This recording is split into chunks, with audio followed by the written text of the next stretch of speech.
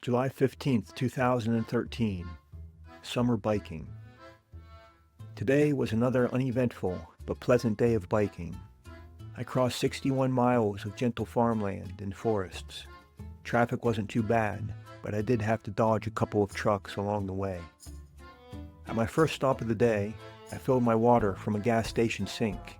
Then a short distance down the road, I noticed the water was hazy and smelled like dirt. How many times am I going to ignore the lesson that sinks do not have clean water?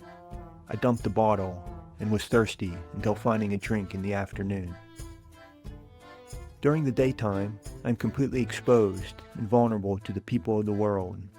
At night, I isolate myself in total solitude, and between those two extremes is a distinctly important moment of transition that I treat with a sort of reverence.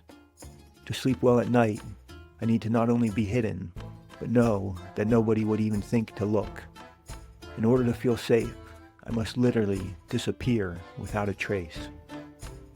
The transition begins by scanning the landscape for a spot that is hidden from the road, a sort of Zen koan that needs to be solved before every sunset. From the road, find a place that cannot be seen from the road. Finding that spot is a practice of intuition made more or less difficult based on the surroundings. Once I choose a patch of trees for further investigation, I must then leave the road to get to them.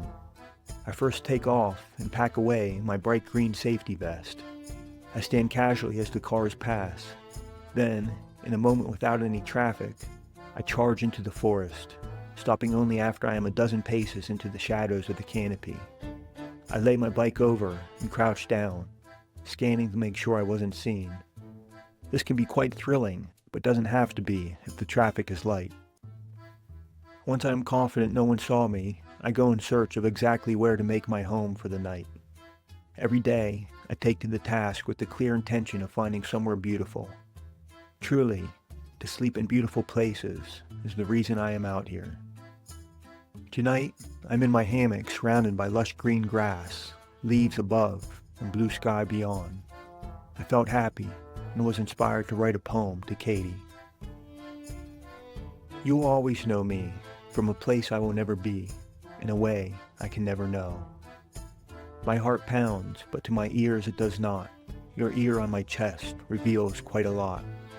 Keep your ear there as your head gently rests.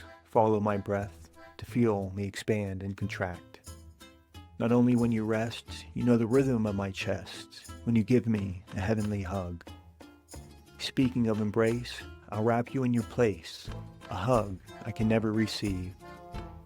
Your gentle caress tickles me. If I touch myself as delicately, the sensation is not nearly the same. When I sleep, if you are there, you see me while I am elsewhere, in a world of my own creation. In these small ways, you see, you'll always know me, in a way I can never know.